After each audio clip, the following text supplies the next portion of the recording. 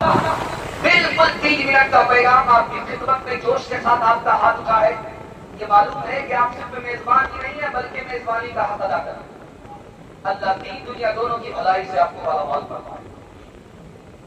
नसरानी इस्लाम लाना चाह रहा है। एक साथी कहते हैं कि तुम इस्लाम ले आओ, मैं जन्नत की जमानत लेता हूं।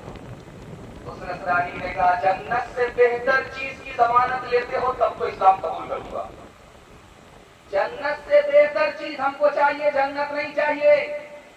तो सहाबी रसूल थे, उन्होंने कहा कि अगर तुम इस्लाम कबूल कर लोगे तो मैं खुदा के दीदार की जमानत लेता हूं। मुसलमानों, पहले चांदी का सिक्का होता था, सोने का सिक्का होता था, तो हाथों में पड़ने की वजह से वो गंदा हो जाता। तो हजरत आयशा सिद्दीका रज़ी अल्लाह अन्हा उसको पानी से धो रही, साबुन लगा रही। अल्लाह के रसूल ने पूछा, आयशा बात क्या है?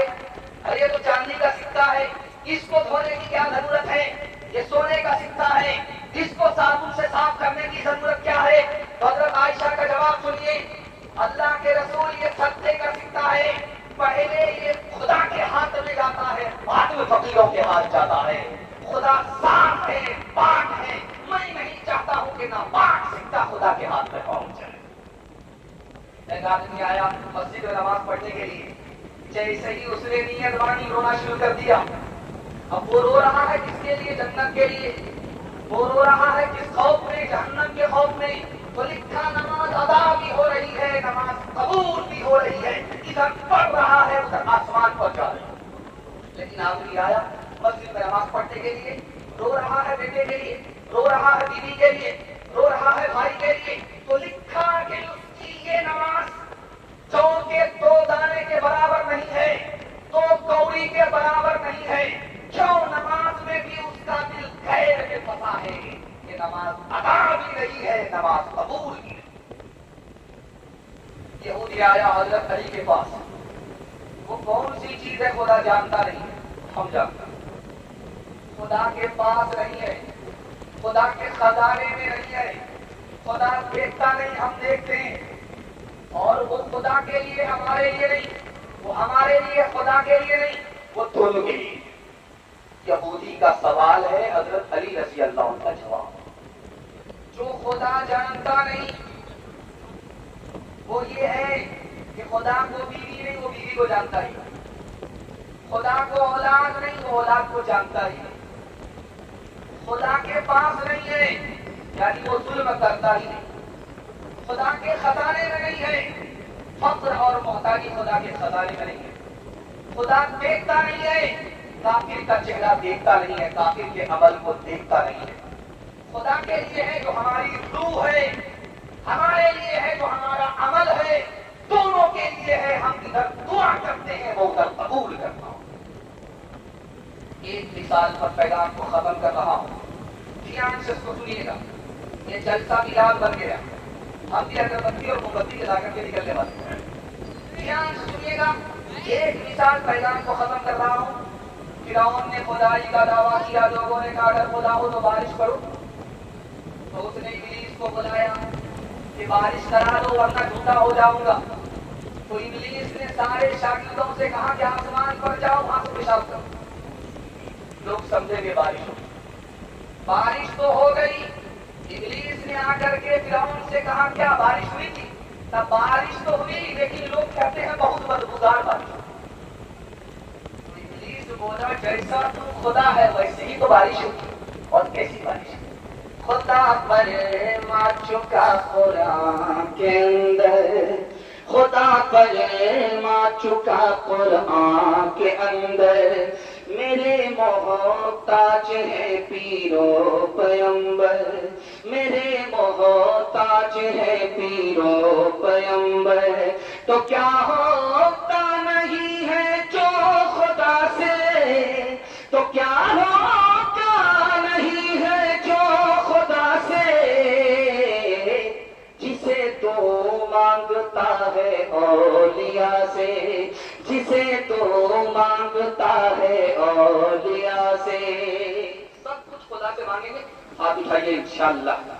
जो खुदा से नहीं मिला ससुर से लेकर हाथ उठाएंगे इंशाअल्लाह। तीसरा नमूना आपकी खिदमत में कुरान के हवाले से लेकर के आ रहा हूं, आप लोग सुनने के लिए तैयार हैं? हाथ उठा दीजिए इंशाअल्लाह। बहुत खूबसूरत पैगाम आपकी खिदमत में रखने के लिए जा रहा हूं, कुरान के हवाले से सुना रहा हूं, ध्यान से सुनिएगा, तेजी के साथ निकल जाएगा। 1/3 मेरे हिस्से का जलसा निकल चुका है, 2/3 बाकी रह गए हैं। जवान तक पहुंचूंगा, माँ बहनों तक पहुंचूंगा, मेरे हिस्से का जलसा मुकम्मल हो जाएगा, दुआ हो जाएगी।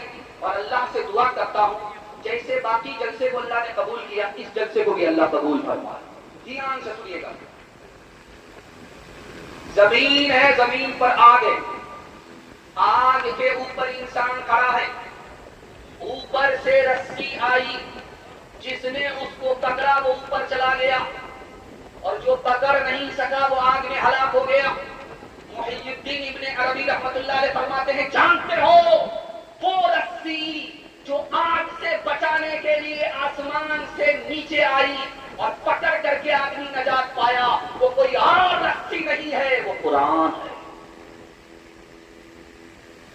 अच्छा, तस्बीह में लोग रहते हैं, खुदा तक जल्दी पहुंच जाते हैं, लेकिन फिर खुदा से जुदा भी हो जाते हैं। कुरान पढ़ते हैं लोग, खुदा तक देर से पहुंचते हैं, लेकिन जब पहुंचते हैं तो फिर कभी जुदा नहीं होते।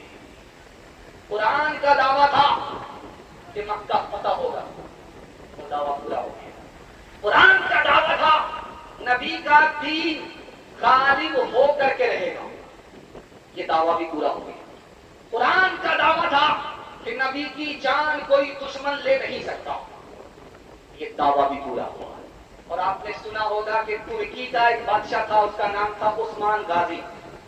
खिलाफत उस्मानिया 57 मुल्कों के बराबर की खिलाफत थी, वो उसी बादशाह के नाम से है।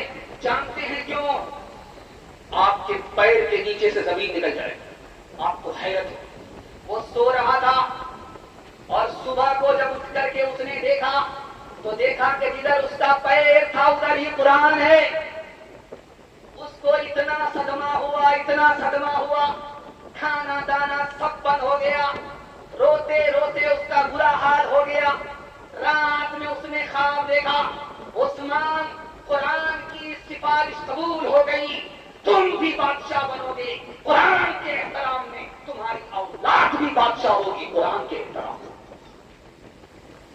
इमाम साहब कच्चा पत्ता रखा जाता है मस्जिद में, क्योंकि कम तनख्वाह देनी पड़े। पहले तो रिटायर्ड मौसी आते, अब रिटायर्ड इमाम रखे जाते। तो जब वो खड़ा हुआ मगरिब में नमाज पढ़ाने के लिए तो कहता है औज़ु बिल्लाहि मिनश शैतानिर रजीम, 1 मरतबा नहीं 20 मरतबा पढ़ा। तो पीछे एक मुफत मुक्तदी था, उसने बोला इमाम साहब शैतान का कोई कसूर नहीं, कसूर आपका है कि आपको आगे याद ही नहीं है। सब है दहर से बातिल को मिटाया किसने, नौए इंसान को गुलामी से छुड़ाया किसने, मेरे काबे को जबीनों से बसाया किसने, मेरे कुरान को सीनों से लगाया किसने, ये तो आबाब तुम्हारे ही मगर तुम क्या हो, हाथ पे हाथ धरे मुंतज़िरे पलता हो। वो जमाने में मुअज़्ज़ज़ थे मुसलमान हो गए, वो जमाने में मुअज़्ज़ज़ थे मुसलमान